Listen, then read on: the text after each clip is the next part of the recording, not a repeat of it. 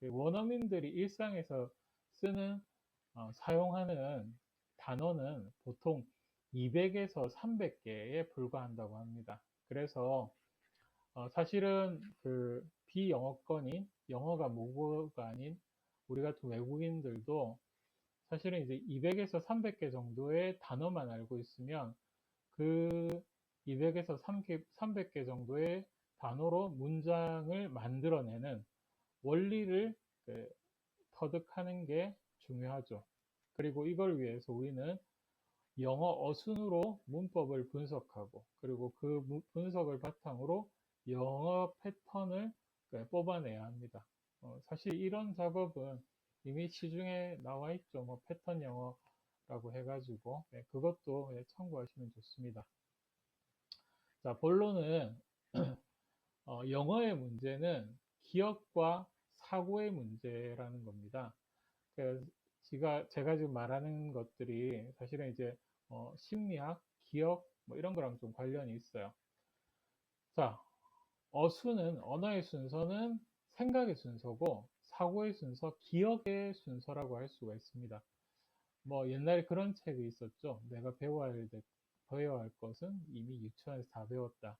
뭐 그런 책 제목처럼 어, 내가 영어에 대해서 알아야 할 모든 것들은 이미 중학교 영어에서 다 배웠습니다. 여러분 중학교 때 처음 영어를 배우셨잖아요. 저도 그렇고 중학교 영어에 우리가 알아야 될 영어에 대한 기본적인 지식들은 다 배웠어요. 그리고 우리가 중학교를 졸업한 지 좀 오래됐죠.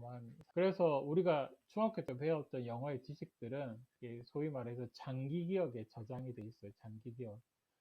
장기 기억에 저장된 이 영어에 대한 지식을 우리가 영작을 하기 위해서 그, 이, 꺼내 와야 되거든요. 우리가 기억이라고 할 때 장기 기억이 있고 단기 기억이 있어요. 우리가 일상적으로 어떤 주소를 기억한다든지 메모를 기억한다든지 하는 것들이 단기 기억인데 이 내가 2, 30년 전에 혹은 10몇 년 전에 배웠던 지식들을 장기 기억에서 단기 기억으로 끌어오는 거를 우리는 절차적 기억이라고 합니다. 그거를 이제 스키마라고 하죠. 그리고 이 절차적 기억을 끌어올 때 그 과정을 우리는 추론 혹은 창의력이라고 합니다. 자, 여기에서 절차적 기억이 뭐냐면 뭐 스키마 많이 들어보셨죠? 이 스키마라는 게 뭐냐면 우리 수영이라든지 운전 뭐 이런 것들 할 때 이 스키마라는 게 작동을 하죠. 저도 한 뭐 15년 전, 20년 전에 수영을 배웠었는데 그때 뭐 여러분 수영 뭐 배우실 때 꼭 그 수영하시는 분들 중에 수영을 배우실 때 기억나시나요?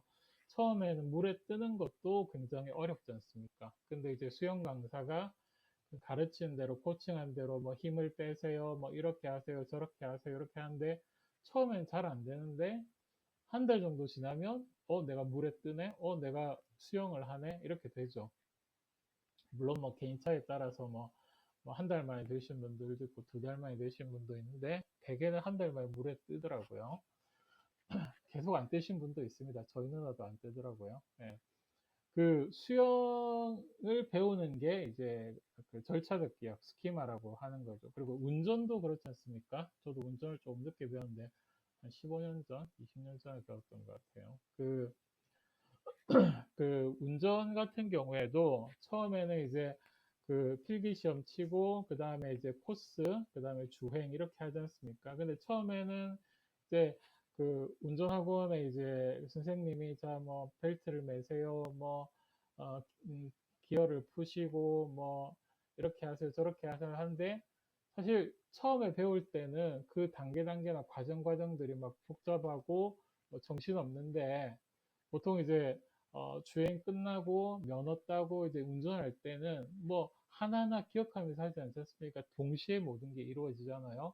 그게 바로 이제 수영도 그렇고 운동도 그렇고 이게 몸으로 배운 거죠. 몸이 기억하는 거죠. 그걸 이제 스키마라고 하는 거고 영어도 마찬가지로 처음에 배울 때는 뭐 이렇게 하세요, 저렇게 하세요, 저렇게 하세요, 이렇게 하세요 하는데 이제 그거를 사실은 자기 거로 잘 만들면은 그게 이제 절차적 기억을 통해서 스키마가 돼서 뭐 외국인 앞에 놓고 뭐 셜라셜라셜라 하고 이렇게 할 수 있지 않습니까? 사실 우리의 꿈이 그거잖아요. 그러니까 외국인하고 말할 수 있고 들을 수 있고 하면서 웃을 수 있고 막 할 수 있는 그런 어떤 모습을 다 상상하고 기대하지 않습니까? 그렇게 하고 싶은데 영어를 배우는 시기나 방법을 놓치다 보니까 예, 그 외국인 앞에서 울렁증으로 이제 힘들어하는 이제 그런 세월을 보내게 됐죠.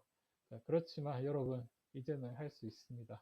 자, 앞서 말씀드린 것처럼 이제 언어의 문제는 이제 사고의 문제고 논리의 문제거든요. 그래서 이거를 우리말 어순과 영어의 어순을 비교해 보면 나름 이제 이해를 할 수가 있어요. 그게 뭐냐면은 그 특별히 영어 같은 경우에는 어순이 고정돼 있습니다. 영어의 어순이 언어의 순서가 고정돼 있어요. 문장의 오형식을 보면 주어 나오고 그 다음에 동사 나오고 그 다음에 목적어 나오고 그 다음에 보어 나오죠. 이렇게 이제 순서가 정해져 있는데 그 단어의 위치가 고정돼 있다고 하죠. 그런데 반면에 이제 한국어는 단어의 위치가 고정되어 있지 않죠. 자유롭게 이제 그, 그 위치를 바꿀 수가 있죠. 그래서 뭐 한국 사람이니까 당연히 아시겠지만 말을 어떻게 조합해도 한국 사람은 다 알아듣지 않습니까? 왜냐하면 한국어는 어순이 자유롭기 때문이죠. 근데 그 말이 뭐냐면은 영어에 어순이 고정되어 있다는 것은 영어의 이제 품사, 뭐 혹은 뭐 문장 성분이라고 할 수도 있는데 뭐 더 정확하게 품사죠. 품사라는 게 뭡니까? 팔품사라고 하죠. 뭐 명사나 대명사나 동사나 뭐 형용사나 이런 건데 이런 어떤 그 품사가 그 영어에서는 이게 한국어와 다르게 자유로울 수 있다는 거예요. 그 말은 뭐냐면은 똑같은 단어인데 그 영어의 어순에서 특정 위치에 그 단어를 갖다 놓으면 그게 동사가 되고요. 이거를 이제 만약에 이제 목적어의 위치에 갖다 놓는데 그게 뭐 명사나 동명사가 될 수도 있고 이 단어를 그 수식어 어순 위치에 갖다 놨을 때는 얘가 뭐 형용사나 부사나 그 밖에 품사가 될 수 있다는 거죠. 그러니까 그 영어의 어순은 고정돼 있지만 품사는 자유롭다는 거. 반면에 이제 그 한국어는 품사가 정해져 있죠. 그리고 특별히 또 품사를 만들어내는 역할을 하는 게 이제 조사, 뭐 은는 이가, 뭐뭐 적인, 뭐 이런 것들이죠. 이런 것들이 이제 품사를 만들어내는 건데 영어는 어순이 고정돼 있으면서 그 단어의 위치에 따라서 그 품사가 자유롭게 바뀌기 때문에 보통 우리가 영어를 보면은 영어 사전에서 하나의 단어가 다양한 의미를 가지지 않습니까? 그래서 우리는 영어를 다이어라고 하죠. 다이어인 이유가 바로 이 어순에서 문장의 순서에서 발생을 한다는 겁니다. 중학교 때 배운 거죠. 1형식, 2형식, 3형식, 4형식, 5형식. 이게 사실은 뭐 영어의 기본입니다. 사실은 이것만 정확하게 알고 이해하고 있으면은 우리는 자유롭게 영어를 할 수 있어요. 우리는 이제 영어 문장의 구조, 성분 혹은 문장 성분 구조를 오형식이라고 합니다. 그 오형식이라는 건 4개의 문장 성분으로 구성되어 있죠. 주어, 동사, 목적어, 보어라는 이제 문장 성분으로 구성이 되어 있습니다. 그래서 주어, 동사, 목적어, 보어를 영문법에서 문장 구조에서 문장 성분이라고 하고요. 이 주어, 동사, 목적어, 보어를 가지고서 문장의 오형식을 만들 수가 있습니다. 그리고 영어 문법의 핵심은 단순해요. 영어의 문장 5형식을 기초로 해서 이 문장 성분을 기초로 해서 이 보시는 것처럼 팔품사, 그 중에서 명사, 대명사, 동사, 형용사가 있죠.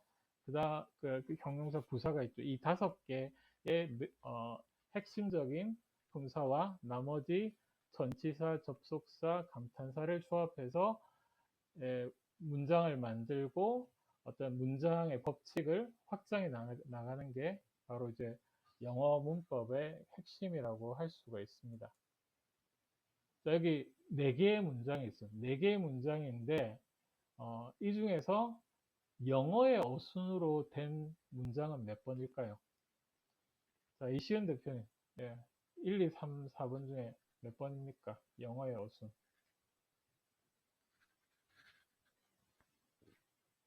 2번이요. 네, 역시 잘 아시네요.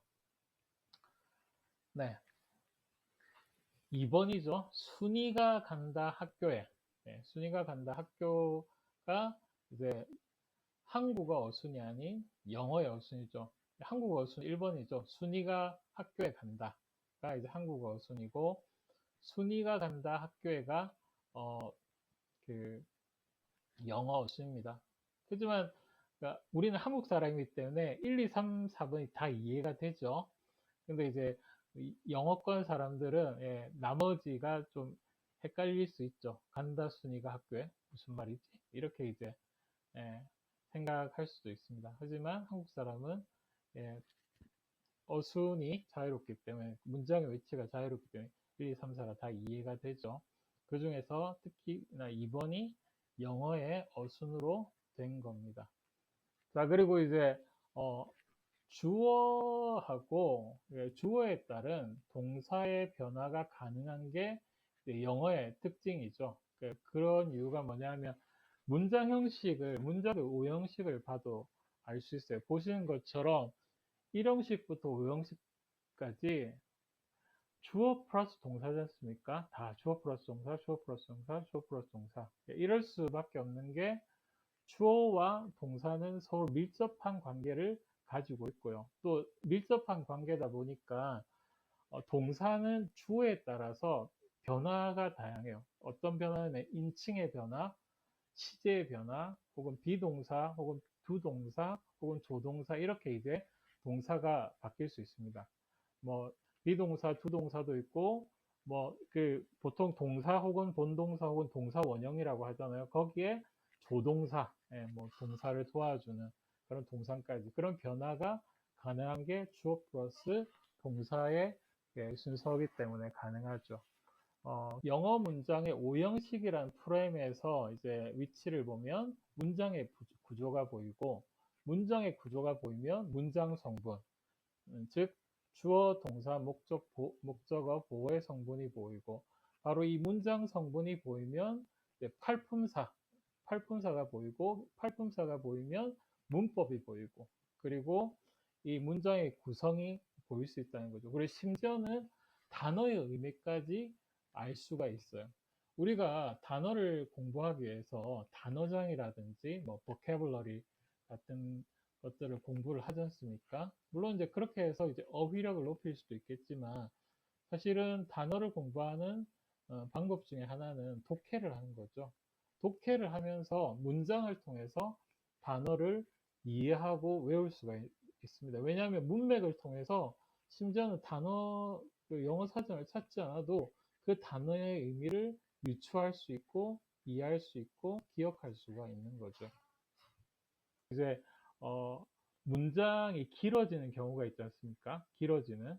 그게 이제 우리가 꾸미머 혹은 수식어라고 하는데, 꾸미머 혹은 수식어에서 문장이 길어지는 경우가 2가지가 있는데, 하나는 구에 의한 혹은 절에 의한 이 방식이 있습니다. 그게 뭐냐면은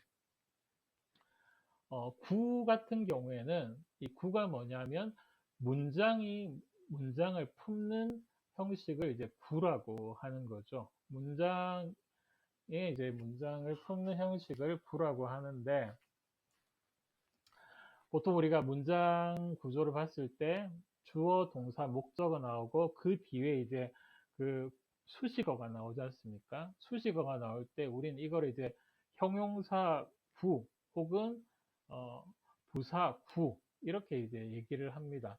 그럴 때 보통 이제 그 해당되는 뭐 형용사 혹은 부사에서의 의미가 뭐냐면 장소, 방법, 시간, 이유 이렇게 이제 우리가 하는데 보통 이제 한국어에서 그렇지 않습니까? 뭐 그 언제 누가 무엇을 어떻게 왜 했나 뭐 그 하는 이제 그 형식 있잖아요. 그런 거랑 비슷하죠.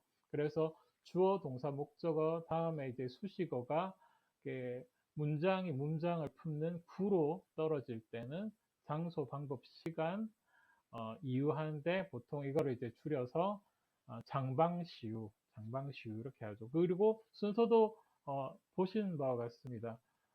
장소 먼저 나와야 되고요. 그 다음에 방법 나와야 되고, 그 다음에 시간 나와야 되고, 그 다음에 이유 나와야 되는 거예요. 만약에 수식의 구가 계속 이어진다고 하면. 예. 그 다음에 연결어, 접속사에서 문장이 길어지는 경우. 이 경우는 우리가 이제 그 절이라고 하죠. 절은 이제 접속사를 통해서 이제 길어지는 건데, 문장과 문장이 연결고리로 연결된 형태를 우리는 절이라고 합니다. 이럴 때는 뭐 앞서 구가 있지만 구라고 하지 않고 형용사 절, 부사 절 이렇게 하죠. 수식어 개념 똑같습니다. 똑같이 장소에 대한 절 혹은 방법에 대한 절, 시간에 대한 절, 이유에 대한 절. 당신 안에 잠들어 있는 영어 감각을 일깨워 드립니다. 영어가 늘지 않는 것은 영어가 늘지 않는 원인을 인지하지 못하고 그것을 해결하지 않기 때문입니다. 잉글리쉬 페이스메이커는 문장 구조, 대화 기반 영어 쓰기, 그리고 온라인 대화형 스토리텔링에 초점을 맞춘 영어 쓰기 프로그램입니다. 그것은 사용자들이 감정적이고 몰입형 학습 경험에 참여함으로써 그들의 영어 실력을 향상시키도록 돕기 위해 설계되었습니다. 전통적인 암기 기반 접근법과 달리 잉글리쉬 페이스메이커는 영어 개념의 이해와 적용을 강조합니다. 전반적으로 잉글리쉬 페이스메이커는 인터넷에 연결된 누구나 접근할 수 있는 혁신적이고 효과적인 영어 학습 방법입니다. 잉글리쉬 페이스메이커는 이런 분들에게 도움이 됩니다. 영어를 하나도 모르시거나 영어를 하고 싶은데 뭐부터 시작할지 막막하신 분. 그리고 오랫동안 영어를 안 써서 문법을 다 까먹으신 분. 문장 구조가 파악이 안 되시는 분. 품사와 문장 성분이 뭔지 하나도 모르는 분. 영어 문장 오형식을 아는데 막상 분석해보라면 못하시는 분. 단기간에 영어 실력 향상이 필요하신 분. 해외여행에서 자유롭게 소통하고 싶은 분. 업무를 하기 위해, 진로를 위해 영어를 배우셔야 하는 분. 영어 기초가 안 되어 있는 초등학생, 중학생 자녀를 두신 분들. 지금 바로 신청해주세요. 신청하시면 1:1 상담과 무료 강의 코칭을 1회 제공해드립니다.